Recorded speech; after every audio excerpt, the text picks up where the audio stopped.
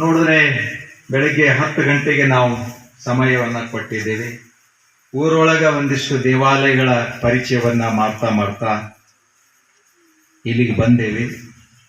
ಅಪ್ಪೋರ ಪೂಜೆ ಪುನಸ್ಕಾರದಲ್ಲಿ ಇರುವುದರಿಂದ ಶ್ರಾವಣ ಮಾಸದ ಸಂದರ್ಭದಲ್ಲಿ ಅವರು ಬರುವಂಥದ್ದು ಬಂದು ಸ್ವಾಗತ ಮಾಡಿದೆವು ನಾವೆಲ್ಲ.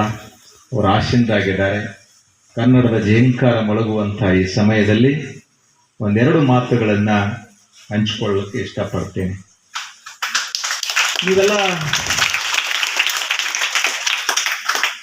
ನೀವೆಲ್ಲ ಪುಣ್ಯಶಾಲಿಗಳು, ನೀವೆಲ್ಲ ಸುದೈವಿಗಳು, ನಾವು ಸುದೈವಿಗಳು.